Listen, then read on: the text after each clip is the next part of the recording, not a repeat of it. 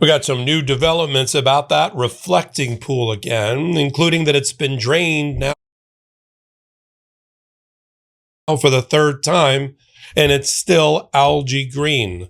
This all goes to help Davy Hearn, the only person indicted, I think, in the history of America for a felony for touching a floating pool liner. I'm Michael Popak.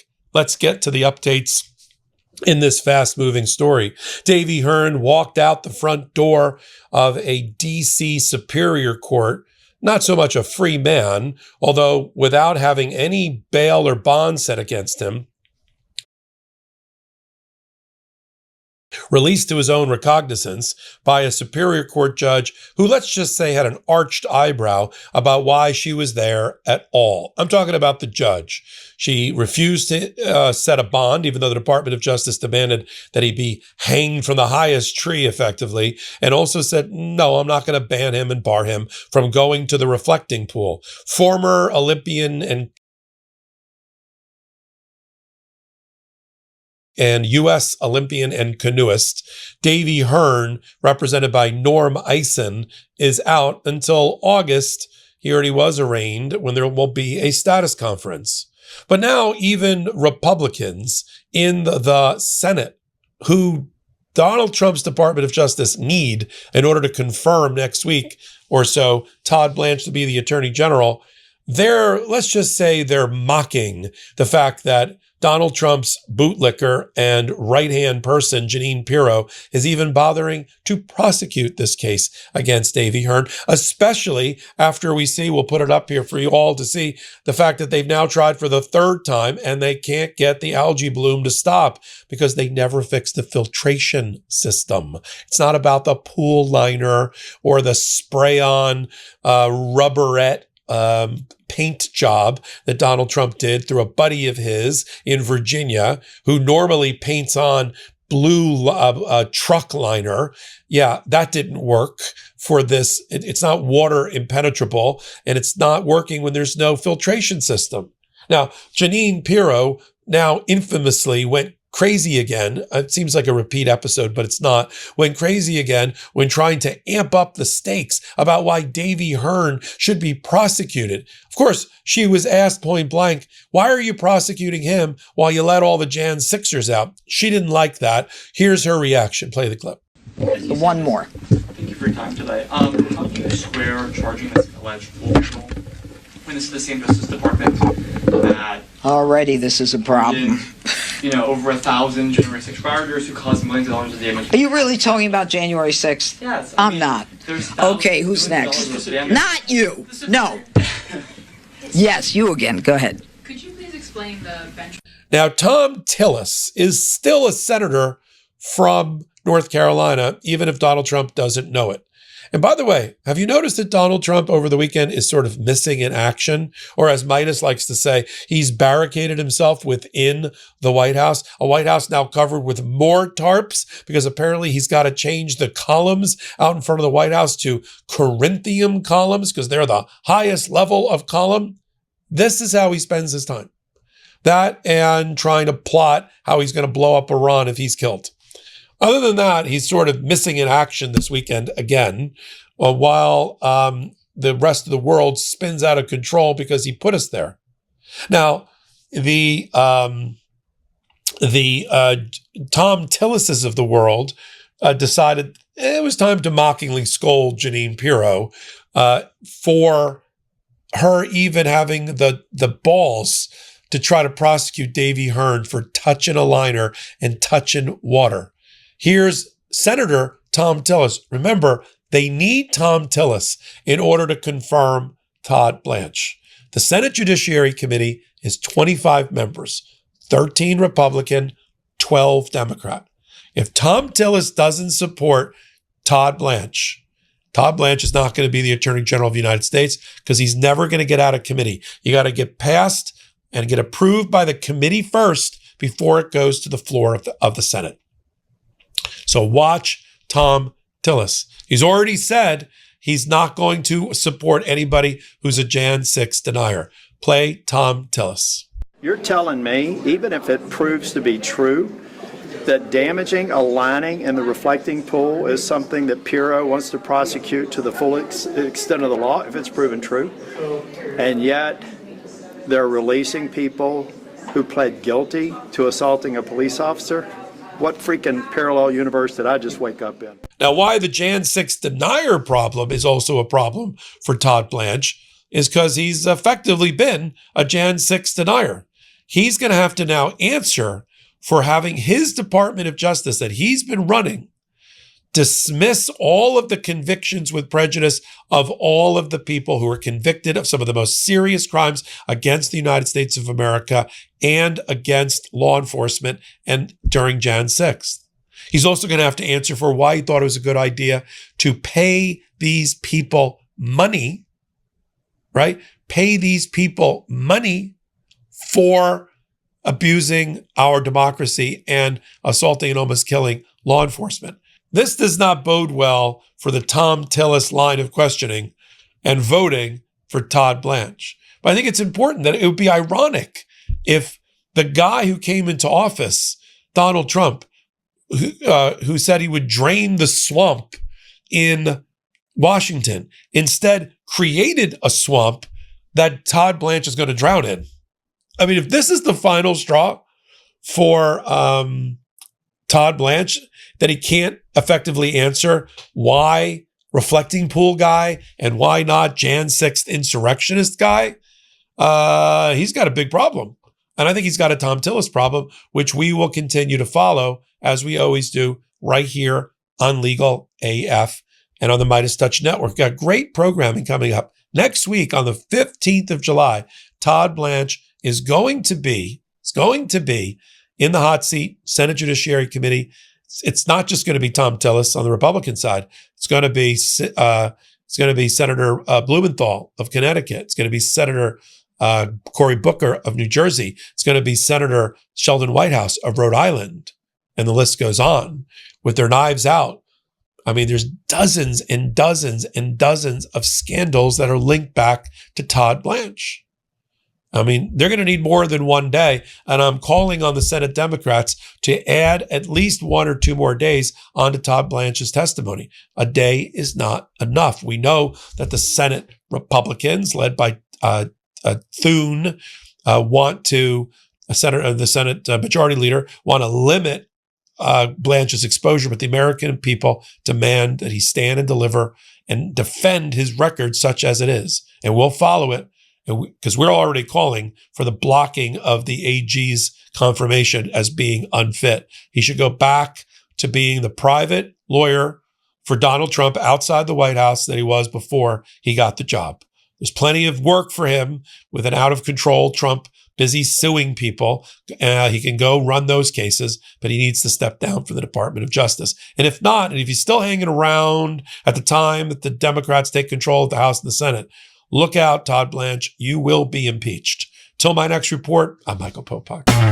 Can't get your fill of Legal AF? Me neither. That's why we formed the Legal AF Substack. Every time we mention something in a hot take, whether it's a court filing or a oral argument, come over to the Substack. You'll find the court filing and the oral argument there, including a daily roundup that I do called, wait for it, Morning AF. What else? All the other contributors from Legal AF are there as well. We got some new reporting. We got interviews. We got ad-free versions of the podcast and hot takes. Where? Legal AF on Substack. Come over now to free subscribe. Oh my God. Maxwell must have them. Her lawyers would have had them. They would have had to have been turned over.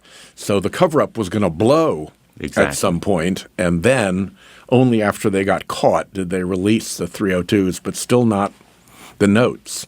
How about the suspicious activity reports that the Treasury turned over to the Department of Justice for Epstein accounts? Again, as you and I have known from our experience, the routine is to follow the money. In this case, the money was really inculpatory. It involved potentially Epstein and others around him, including very possibly the President of the United States. And the irony here is that Blanche not only knew all this, he had dealt within the system. He's a former assistant United States attorney. He was a criminal lawyer as a prosecutor before he was a defense counsel. So it's not as if he couldn't have known or didn't know about the implications of what he was doing. He just decided to defy ethics, defy law, defy the norms and the rule of law. And they're literally called suspicious activity reports. So a reasonably intelligent human could deduce that pursuing them might reveal some suspicious activity. He seems to be more than reasonably intelligent. Just a little bit corrupt on the side. Yeah. So he's got the Epstein millstone around his neck. On top of that, he has the what I call cop beaters slush fund, which actually may have been a payroll account for an attack on the upcoming elections in November, so that Trump's election disruption troops would have lots of money that have been sloshed out to them from this fund to fund their efforts to disrupt the coming.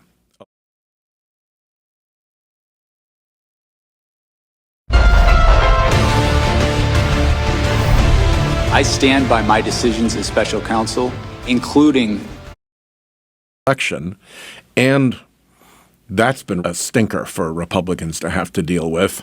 And then parallel to that was the nasty Trump family and business tax amnesty. How did Blanche figure in all of that? Well, he was the enabler. He made it happen. He was the one who agreed to the supposed settlement of the dispute, when in fact there was no dispute because it the was president— Trump versus Trump in the case. Exactly. But he engaged in this really mendacious pretense that courts are now looking into. But, you know, as absolutely astonishingly outrageous as the slush fund, $1.8 billion to go to Trump's allies and friends, and to go to the cop beaters and the attackers on the Capitol, and to go to child molesters, you know, convicted felons who attacked the Capitol and who were pardoned, subsequently committed felonies against children, child molestation. And they all were going to get money, supposedly because justice was weaponized against them. But the tax stuff was just so incredibly unprecedented and illegal to protect the president against any possible investigation for his past failure to pay taxes, which to him was worth probably about $100 million at least, as well as his family, was just beyond the bounds of any imagination.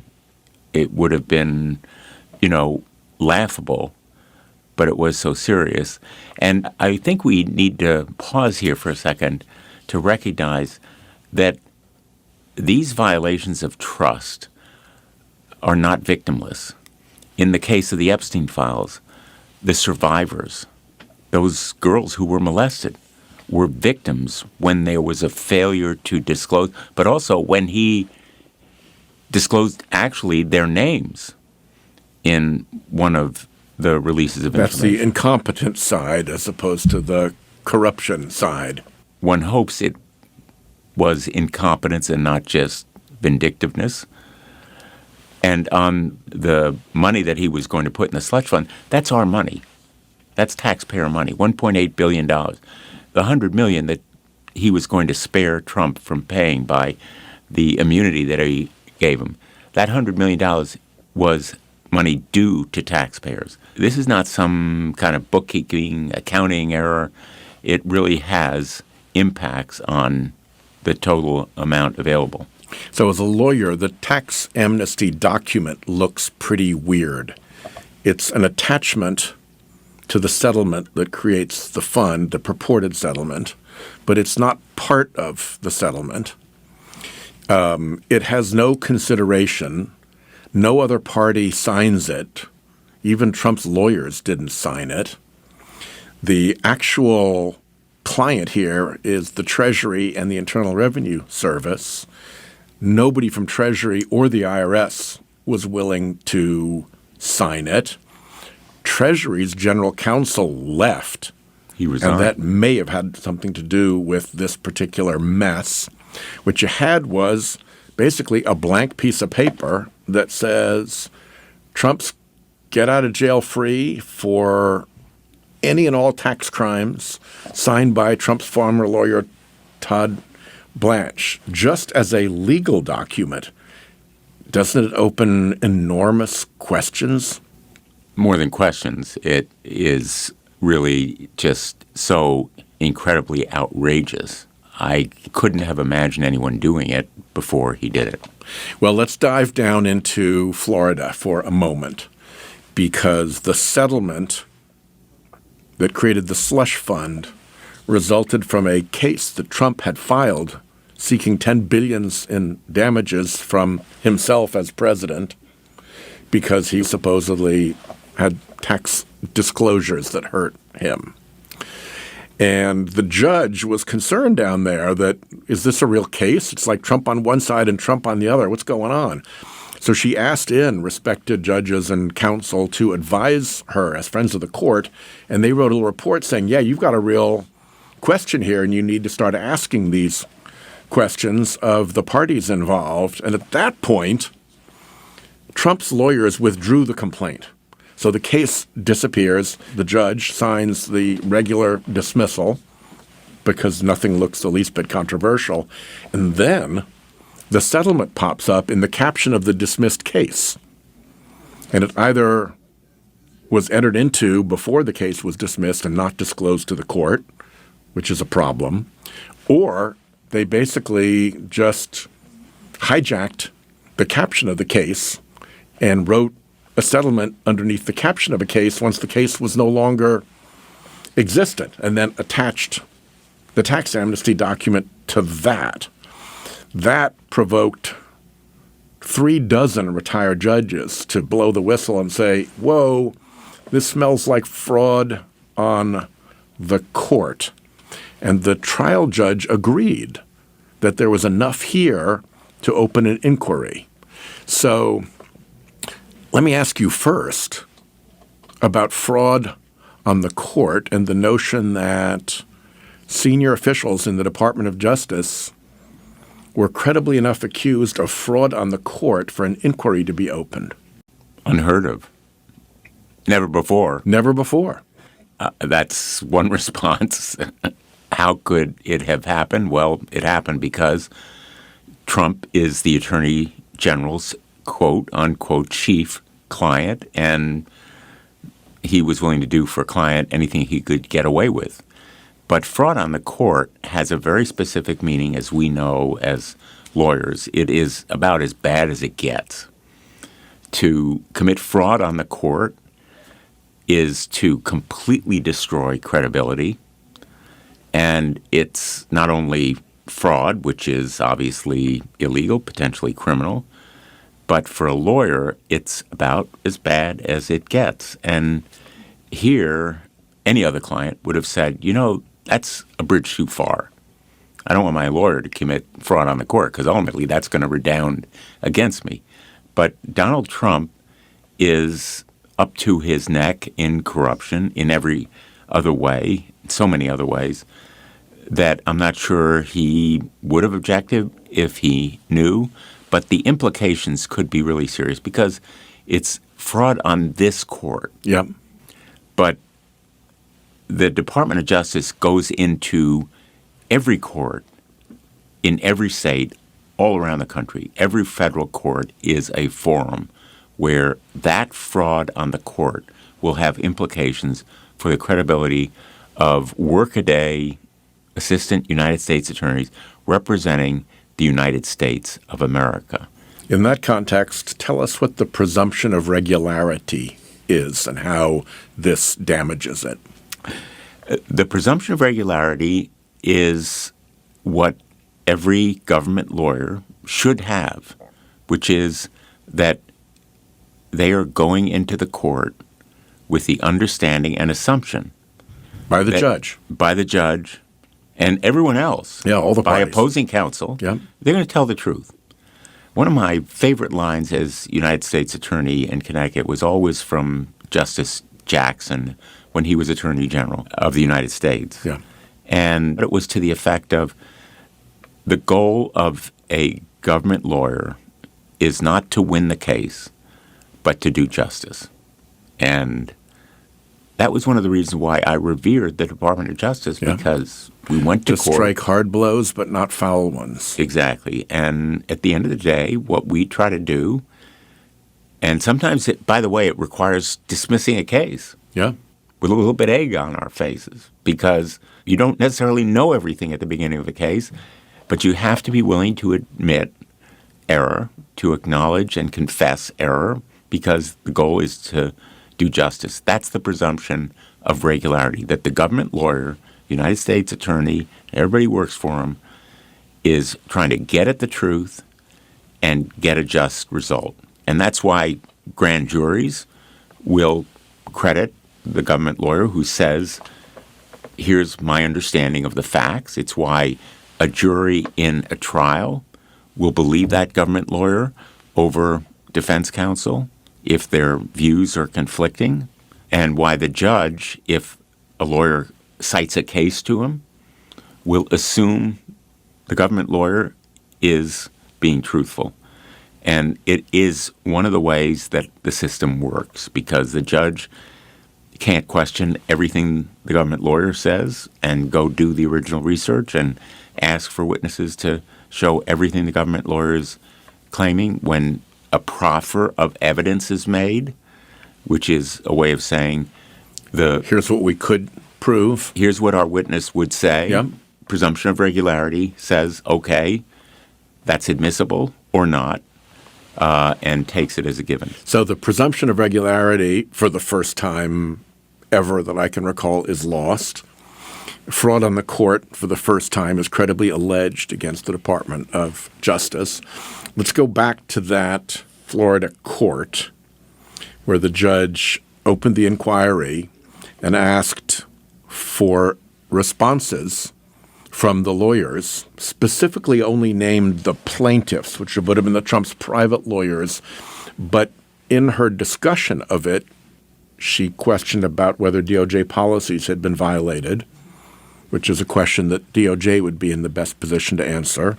Questioned whether DOJ's client, the IRS, had produced a defense memo that they had ignored, which would be a document in the possession of the DOJ, and questioned whether there was, in fact, deceit and collusion. And collusion requires two parties. So all of that points at the judge expecting an answer from the Department of Justice, setting aside this is the first time anybody's ever accused the Department of Justice of fraud and deceit. By God, we're going to rise up and defend ourselves against that. So for all of these reasons, we were waiting eagerly for what the Department of Justice was going to file pursuant to the judge's invitation, and they didn't file anything. They let the Trump lawyers file a terse little document. What does it tell you in those circumstances when the Department of Justice hides behind Trump's personal lawyers and won't answer a challenge like that from 36 retired judges and an invitation like that from a sitting federal judge that has challenged the very integrity of the leadership of the Department of Justice? It shows me they know they're in deep you-know-what. Or to use a different analogy, they're in quicksand, and the best way to bury yourself in quicksand is to try moving, and I think they're trying to avoid doing anything in the hopes that they will be rescued. But I want to come back because someone who may not be familiar with all this and who may not have the background in law that we do, these are not victimless offenses, so to speak. Presumption of regularity enables government lawyers to be effective. And if crimes are not properly prosecuted, there are victims who are not properly protected or their rights vindicated, just as the Epstein survivors are victims. And in the case of the Capitol attackers who were pardoned, 1,500 of them, and then in line to get this slush fund. You know, those Capitol Police, you and I know them. They put their lives on the line. Many were injured. And it is more than an insult. It is really to say to them, your lives are not really worth anything compared to these attackers, the Proud Boys and all the Oath Keepers and the rest of them. Exactly. You and I were both U.S. attorneys. I think that we also have reverence for that particular office within the Department of Justice. This Department of Justice has been repeatedly illegally appointing U.S. attorneys and trying to find their way around the constitutional requirement of advice and consent. And then they have also seen in multiple cases already, this far into Trump's second term, disciplinary concerns raised by courts about misconduct by the U.S. attorneys, sometimes illegally appointed U.S. attorneys. Pretty grave misconduct. In one case, is the whole judicial panel of a federal district condemning the U.S. attorney for misconduct in front of a grand jury.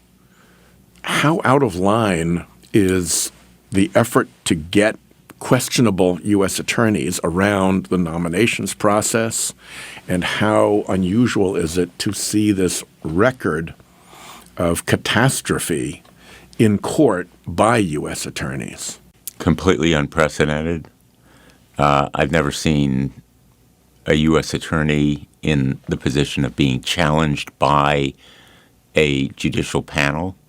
And again, there are practical implications because a U.S. attorney signs the indictments. If the U.S. attorney is illegitimate, that indictment also is illegitimate.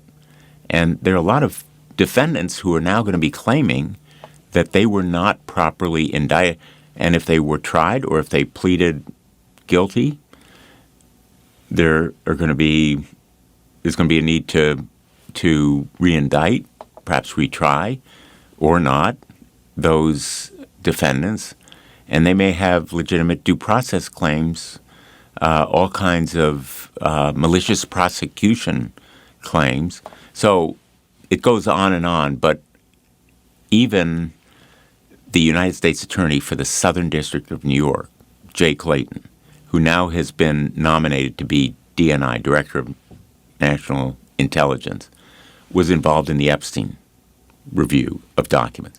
So the tentacles of this corruption reach across the country, and as you've rightly pointed out, a lot of U.S. attorneys are in very challengeable positions. And apart from the corruption and misconduct aspect of it, just the plain incompetence of not being an effective prosecutor and getting the job done. How often, when you were U.S. attorney, did you get a grand jury to reject a proposed indictment? That's a great question. The mantra is that a grand jury will indict a ham sandwich if the assistant U.S. attorney asks him to do it. Which isn't quite true. No. What it reflects, though, is that U.S. attorneys don't go into court to seek an indictment unless they have the indictment buttoned down so clearly that little doubt remains. And it's a real red flag about the U.S. Attorney's Office's preparation when an indictment is rejected. I was U.S. Attorney 4 years. I don't think we ever failed to get an indictment. And it's not because grand jurors roll over easily for a prosecutor. It's because prosecutors don't go to grand juries until they've really professionally nailed down the case rock solid. So it's in that context that we see these no true bills. We never had a no true bill. And I think your point is really important. To go to a grand jury, for me, always meant we had proof beyond a reasonable doubt. Yep. Why? Because eventually you're going to have to go to court and prove a case beyond reasonable doubt or convince a defendant that you have proof beyond a reasonable doubt. That's the standard that ultimately you have to meet. And indicting someone is a supremely important act. In fact, I used to tell my staff the most important thing we do here is charge people. Because once someone is charged or indicted, half the world believes that person is guilty. It is a mark on that person, even if they're acquitted at trial. And no prosecutor I know wins 100% of the time, but I would hope no prosecutor would bring charges or an indictment without believing that there is proof beyond a reasonable doubt. One other related rule is that once you've gone into the grand jury and once you've obtained an indictment, you then shut up about the defendant, except through pleadings that you file in court and statements that you make in court, because you can be accountable to the court for those statements if they're false or misleading, whether they're written or oral to the court. But you don't go out to the court of public opinion and smear the defendant. And that seems to be a principle that is lost on this Department of Justice as well. Well, their MO is to smear people. You know, look at the indictments of Comey, Tish James, our colleagues who have been Which indictment of Comey, the first fake one or the seashell fake one? Both. It's really remarkable. I mean, we can laugh about it, but again, these kinds of wrongdoing and lawlessness are not victimless. Comey's going to have to spend a ton of money and spend a lot of energy and anxiety and worry on the part of his family. And they went after not only him, but his daughter, getting her fired. So the idea of smearing people is this administration's MO. And improper disclosure or comment, you need to look no further than Kash Patel, who has been actually wrong when he's tried to improperly disclose a potential defendant on a number of occasions. Yeah, including with the Brown University shooting recently in Rhode Island that we had to live through, in which he shot his mouth off without knowing what he was talking about and identified someone when they simply had, at the end of the day, nothing to do with the shooting. But ultimately, I would say when you become a U.S. attorney, you take on a sense of duty and an array of principles that you understand need to guide your decisions. And that includes not taking unfair advantage, landing hard blows but not foul ones, seeking justice but not victory, back to Attorney General Jackson's prescriptions. And those things matter. They matter to people appreciating our system of justice. They matter to the individual on the receiving end of the indictment who deserves to be treated fairly and honorably all the way through until they're convicted and sent to prison and then treated fairly and honorably in prison as well. This whole notion of the Department of Justice as a weapon to destroy enemies is just antithetical to everything that we learned and believed in as attorneys general and as U.S. attorneys. To use the Department of Justice as a weapon for political purposes is really unspeakably wrong as a matter of our constitutional and ethical standards. And those standards are what distinguish us from other countries all around the world. In the Soviet Union, Stalin had a head of secret police who said, "Show me the person and I'll show you the crime." Yeah. And that's what they've done to exactly. enemy What distinguishes us is enemy.